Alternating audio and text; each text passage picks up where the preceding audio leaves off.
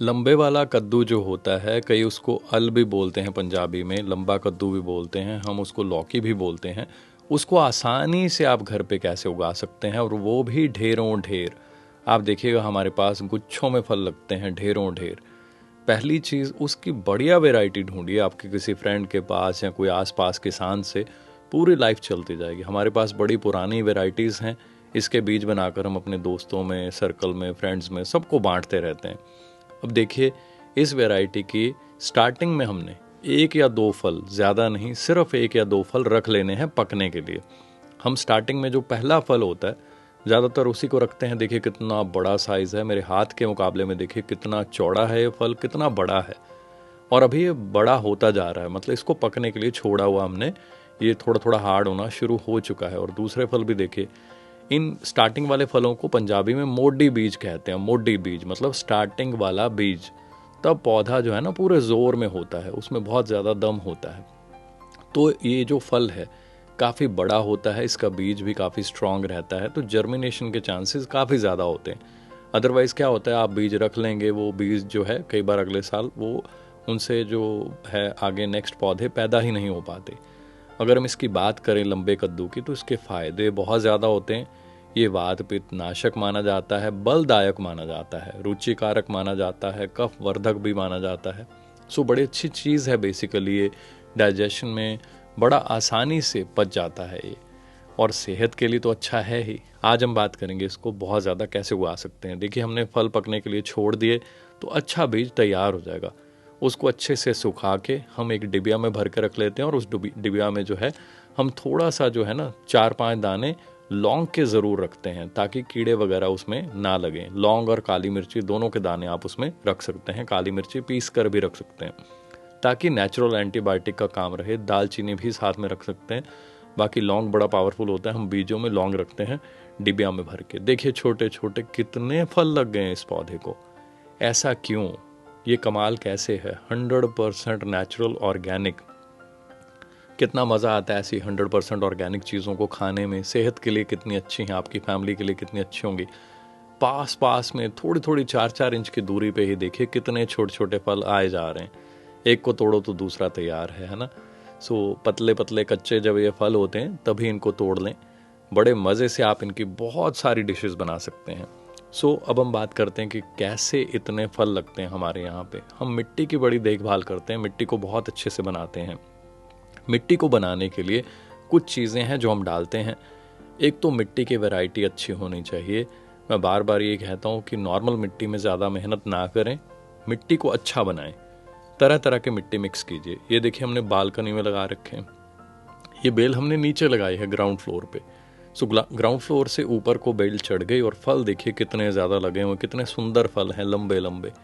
एक ही जगह पे आप देखेंगे कितने कितने फल लगे हुए हैं, भरी पड़ी रहती है बेल, लगते ही रहते हैं, बस हम तोड़ते रहते हैं और उतने में नए फल तैयार हो जाते हैं। क्यों? क्योंकि पौधे को न्यूट्रिशन बड़ा ज़बरदस्त मिल रहा है। पत्ते देखिए आप कैसे खिले हुए, इतने सुंदर, इतने साफ। और सबसे मज़े वाली चीज़, ये चीज़ें शरीर के लिए अमृत समान हो जाती हैं जब इसमें आप कोई यूरिया, केमिकल, पेस्टिसाइड, जहर, कीटनाशक का यूज़ नहीं करते, और बिल्कुल नेचुरल चीज़ों से ये चीज़ें पैदा करते हैं। देखिए कितने सुंदर पौधे हैं, है ना। मज़ा आ जाता है इनको देखकर। और इतने प्यारे, इतने अच्छे फल, सब्ज़ी में ऐसा टेस्ट होता है ना। मज़ा आता है पूरी फैमिली को। देखिए कैसे लदे हुए हैं ये पौधे, इतने फल देखिए, हर 5 इंच पे, 4 इंच पे देखिए फल फल फल। और सारे जो फल हैं आप देखिए हेल्दी हैं, स्वस्थ हैं। दो चीज़ें, एक तो इनका बड़ा अच्छा पॉलिनेशन, फूल और फल दोनों आपको भरे हुए नज़र आ रहे होंगे। जस्ट एक कोना दिखा रहा हूँ और देखिए कितने फल हैं यहाँ पे, है ना। चारों तरफ हमने ग्रीनरी पैदा कर रखी है बहुत ज़्यादा। तो इसके लिए बेसिकली हम क्या करते हैं, तरह तरह के पौधों के लिए उनकी नीड के हिसाब से हम बड़ी ज़बरदस्त नेचुरल ऑर्गेनिक खाद बनाते हैं। इसके लिए हम स्पेशली क्या करते हैं, इसके लिए हम लेते हैं 10% नीम खली। नीम खली बड़ी आसानी से मिल जाती है, नहीं तो नीम का पौधा हो तो आप थोड़े से उसके पत्ते और उसके जो बीज होते हैं, जो गुठलियाँ लगती हैं, उसको छोटा छोटा फल लगता है, वो ले सकते हैं। तो वो लेकर 10% वो हो गए, 20% सरसों हो गई, और 20% पत्तों की खाद, फिर 20% वर्मी कंपोस्ट, और 20% देसी गाय का गोबर। देसी गाय सबसे अच्छा होता है गोबर। बाय चांस ना मिले मजबूरी में, फिर आप नॉर्मल यूज़ कर सकते हैं। इन सारी चीज़ों को मिक्स कर देना है अच्छे से, और इसकी मिट्टी में 25 से 30% ये मिक्स की हुई खाद और बाकी 70-75% नॉर्मल जो आपकी मिट्टी है, जिसमें थोड़ी बहुत रेत वाली मिट्टी, थोड़ा चिकनी मिट्टी, थोड़ी लोमी है ना, सॉयल, सैंडी सॉयल, वो सबको मिक्स करके बनाया हो। मिट्टी सॉफ्ट अच्छी बनेगी। नीम खली का बहुत ज़्यादा ज़रूरत होती है इस पौधे को, क्योंकि इस पौधे की जड़ें गलती बड़ी जल्दी हैं। अब जड़ें गलेंगी तो पौधा ख़राब हो जाएगा, पौधा हेल्दी रहेगा तो फल लगेंगे, फल लगेंगे अगर बी पॉलिनेशन, उनकी प्रॉपर पॉलिनेशन होगी, मधुमक्खियाँ आएंगी तो फल बन भी जाएंगे। हमारे यहाँ पॉलिनेशन बहुत अच्छा होता है। ये शाम का समय है, किसी दिन सुबह मैं आपको दिखाऊंगा। इतनी प्यारी प्यारी, इतनी सारी मधुमक्खियाँ, बटरफ्लाइज, तितलियाँ होती हैं।